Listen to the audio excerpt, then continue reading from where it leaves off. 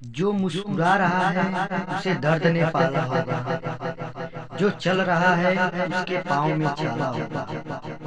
जो मुस्कुरा रहा है उसे दर्द ने पाला होगा। जो चल रहा है उसके पाँव में छाला होगा। बिना संघर्ष के इंसान चमक नहीं सकता। जो जलेगा उसी दिए में तो उजाला होगा। जय हिंद दोस्तों, स्वागत है आप सभी लोगों का आपके अपने यूट्यूब चैनल STM क्लासेस में। दोस्तों, आज हम लोग देखने वाले हैं उत्तल लेंस के लिए यू भी तथा एफ में संबंध। ठीक है, या उत्तल लेंस के लिए सूत्र 1/f = 1/v - 1/u का निगमन। ठीक है, निगमन करने के लिए आ जाता है। ठीक, तो सबसे पहले जो है हम लोग उत्तल लेंस बनाते हैं। तो उत्तल लेंस ये होता है जो कि उभरा होता है। ठीक है, ये दो जो है कांच के खोखले गोले का बना होता है। ठीक है, कांच के पारदर्शी खोखले गोले का बना होता है। ठीक, और इसमें ये बीच में जो है इसके बीच ये प्रकाशी केंद्र होता है। और प्रकाशी केंद्र क्या होता है कि मुख्य अक्ष पर वह बिंदु होती है, लेंस के मुख्य अक्ष पर वह बिंदु होती है जिससे प्रकाश किरण लेंस पर आपतित होकर सीधी निकल जाती है। ठीक है, बिना विचलित हुए सीधी निकल जाती है, ये प्रकाशी केंद्र होता है। ठीक, और इस पर हम एक मुख्य अक्ष बनाते हैं। ये मुख्य अक्ष है और मुख्य अक्ष के दोनों तरफ जो है फोकस दूरी, ठीक है, मुख्य फोकस और फोकस दूरी होती है, जिसे प्रथम फोकस एवं द्वितीय फोकस क्रमशः कहते हैं। ठीक है, क्रमशः जो है प्रथम फोकस व द्वितीय फोकस कहते हैं।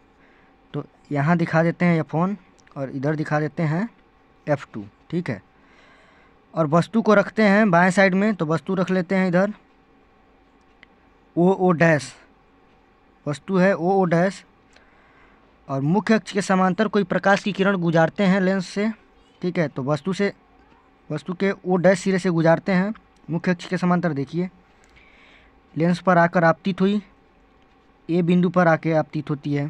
ठीक, और लेंस के मुख्य फोकस यानी F1 से होकर जाएगी, दूसरे साइड में F1 से होकर जाती है। ठीक, ये अपवर्तन के पश्चात जो है मुख्य फोकस F1 से होकर जा रही है और दूसरी प्रकाश किरण जो है प्रकाशी केंद्र, लेंस के जो है प्रकाशी केंद्र से जाएगी और यह सीधी निकल जाएगी, बिना जो है विचलित हुए सीधी निकल जाएगी। और ये दोनों प्रकाश किरण जिस बिंदु पर काटती हैं वहाँ से जो है मुख्य अक्ष पर लंब डालेंगे। तो यहाँ पे हमें एक प्रतिबिंब मिल जाएगा, O' का प्रतिबिंब यहाँ I' मिलेगा, O का प्रतिबिंब यहाँ पर I मिल जाएगा। तो इस तरीके से जो है OO' का प्रतिबिंब I प्राप्त हो जाएगा। और इसी चित्र के माध्यम से हम लोग उत्तल लेंस के लिए UV-F में संबंध यानी 1/f = 1/v - 1/u इस सूत्र का निगमन करेंगे। ठीक है, तो देखिए यहाँ पे हम लोग दो दो त्रिभुज लेकर के दो समीकरण बनाएंगे। तो पहला त्रिभुज कौन सा लेना है? पहला त्रिभुज जो है OO' और I लेना है, ये वाला त्रिभुज और ये वाला। ठीक है, OO' तथा I में। ठीक है, तो देखिए ये कोण क्या होंगे?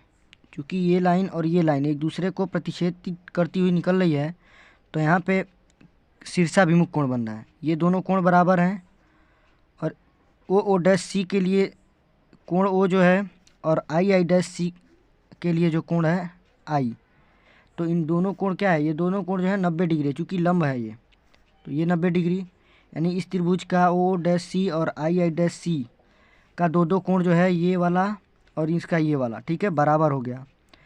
तो तीसरा कोण भी जो है ऑलरेडी बराबर होगा। ये इस तरीके से ये दोनों जो है त्रिभुज समकोणिक कहलाएंगे। तो लिखेंगे हम लोग समकोणिक त्रिभुज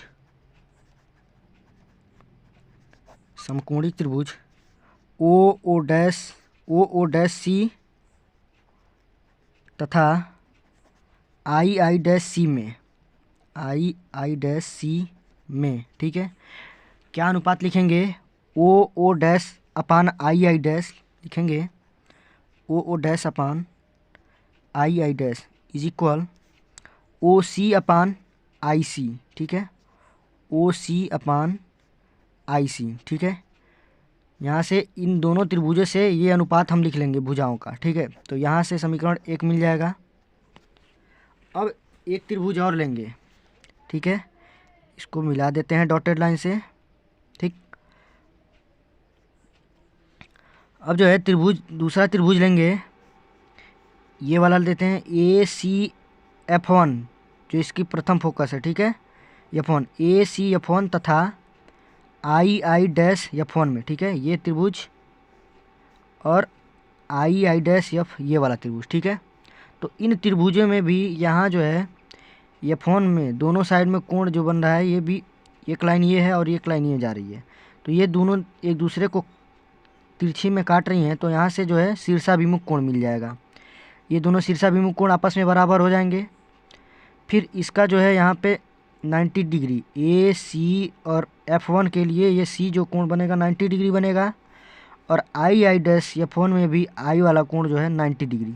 तो यहाँ से जो है यह कोण और इसका यह कोण, दोनों त्रिभुज के लिए दो दो कोण आपस में बराबर, तो इसका भी तीसरा कोण जो होगा ऑलरेडी यहाँ से यहाँ तक बराबर हो जाएगा, ठीक। तो यहाँ से इन दोनों त्रिभुजों के लिए लिखेंगे समकोणी त्रिभुज हैं, ठीक है। ये दोनों त्रिभुज कैसे हैं? समकोणी त्रिभुज। तो फिर यहाँ से इनका अनुपात लिखा जाएगा, लिखेंगे समकोणिक त्रिभुज ACF' तथा II-F1 में, ठीक है, ACF1 है, सॉरी, ठीक है, ACF1 तथा II-F1 में, तथा II-F1 में। तो इन दोनों त्रिभुजों में से भुजाओं का अनुपात लिखेंगे, पहले AC लिखेंगे फिर II', तो AC अपान II' is equal to CF1 अपान F1I, ठीक है, F1I लिख लेंगे। अब चूंकि AC बराबर हम क्या लिख सकते हैं?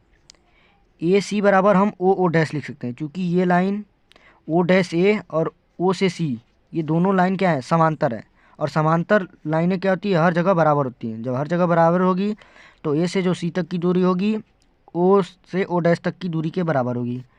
तो हम लिख सकते हैं AC बराबर OO', ठीक है। तो यहाँ लिख लेंगे हम, चूँकि AO' समांतर है OC के, ठीक है। जब समांतर है तो यहाँ से AC बराबर OO' लिख सकते हैं, ठीक।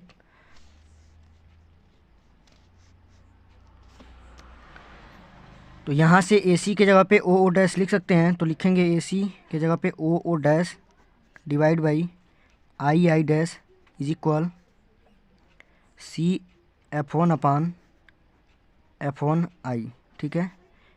यहाँ समीकरण 2 कर लेंगे। अब समीकरण 1 और 2 की तुलना करेंगे, समीकरण 1 और 2 से तुलना करेंगे। समीकरण 1 तथा 2 की तुलना करने पर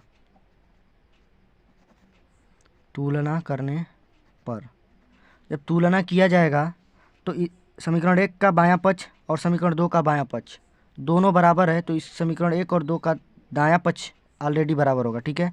तो लिखेंगे यहाँ से समीकरण 1 का दायां पक्ष है OC अपान IC, समीकरण 1 का जो दायां पक्ष है OC अपान IC है, और समीकरण 2 का दायां पक्ष है CF1 अपान F1I।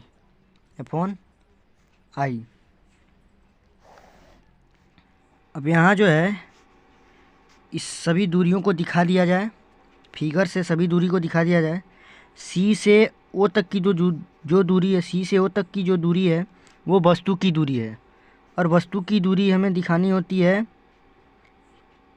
CO या OC लिख सकते हैं, ठीक है, CO या OC लिख सकते हैं, ठीक। C से O तक की दूरी या OC से C तक की दूरी जो है वस्तु की दूरी है, और इसको दिखाते हैं U से। अब चूँकि जो सभी दूरी जो है प्रकाशिक केंद्र से नापी जाएगी, और प्रकाशिक केंद्र से नापी जाएगी, तो जब C से O तक के लिए चलेंगे तो हम जो है आपतित किरण के विपरीत दिशा में चल रहे हैं।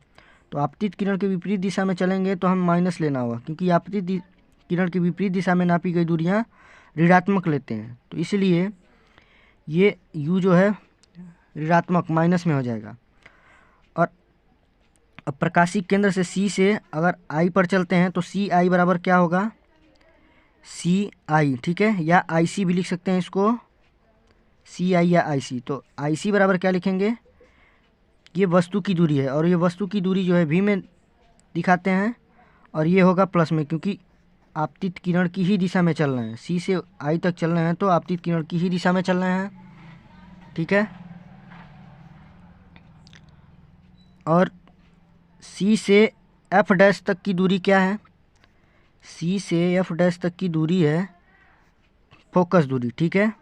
और फोकस दूरी को स्मॉल f से दिखा देनी है, ठीक। और ये होती है प्लस में होगी, क्योंकि ये भी जो है आपतित किरण की ही दिशा में चल रहे हैं, ठीक, इसलिए इसको प्लस में ले लेंगे। तो इस तरीके से OC बराबर माइनस यू, IC बराबर प्लस V, CF1 बराबर प्लस में F, ठीक है। अब यही मान OC, IC और CF1 का मान जो है F1 OC अपन IC, CF1 अपन FI में रख सकते हैं, ठीक है।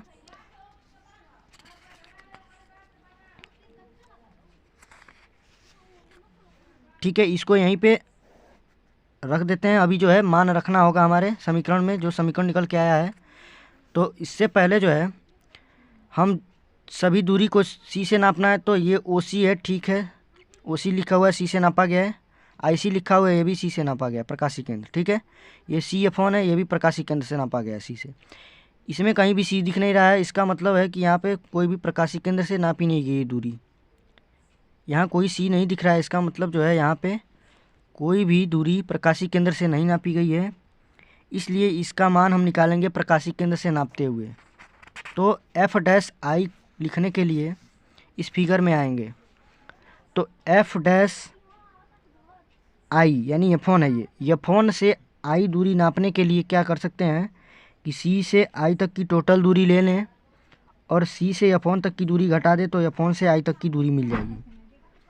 तो हम क्या लिख सकते हैं, F1 I के जगह पे क्या लिख सकते हैं, F1 I बराबर लिख सकते हैं C से I तक की दूरी यानी सी आई, अब माइनस में क्या कर सकते हैं CF1, माइनस में CF1।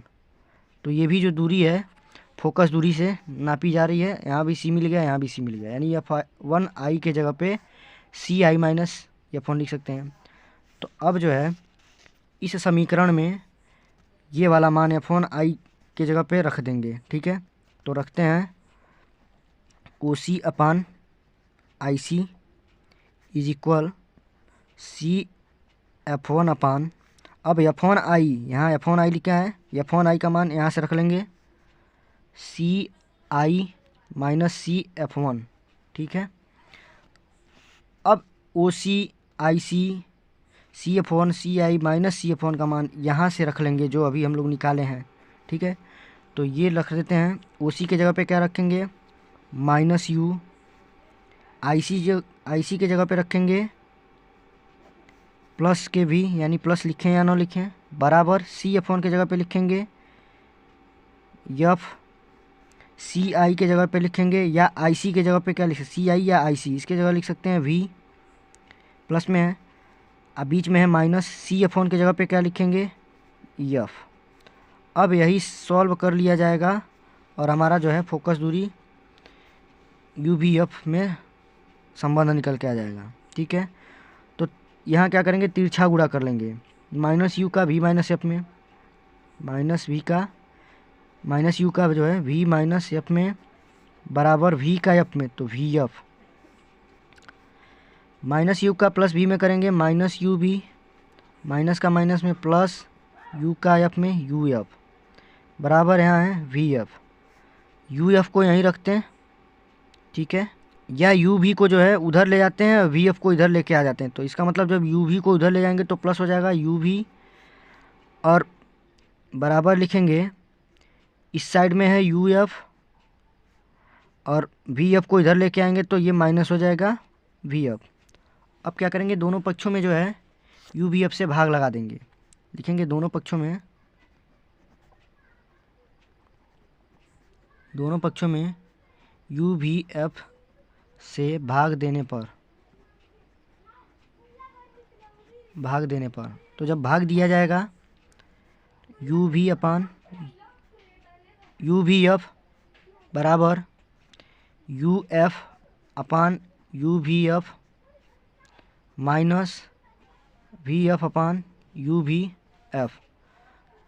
अब जो है यू भी से यू भी कट जाएगा, क्या बचेगा 1 upon F is equal U F से यू और एफ कट जाएगा, ऊपर बचेगा 1 नीचे बचेगा v, बीच में है माइनस, वी एफ से वी एफ कट जाएगा बचेगा 1 अपान यू। ठीक है, तो ये जो है फार्मूला हमारा निकल के आ जा रहा है 1 upon F is equal to 1 upon V minus 1 upon U. यही जो है उत्तल लेंस के लिए सूत्र निकल के आ गया है 1 upon F is equal 1 upon V minus 1 upon U. यही फार्मूला है जो हमें प्रूव करना था। ठीक है, तो आई होप कि समझ में आया होगा। अगर वीडियो समझ में आया है तो लाइक कीजिए, शेयर कीजिए तथा कमेंट कीजिए। जय हिंद।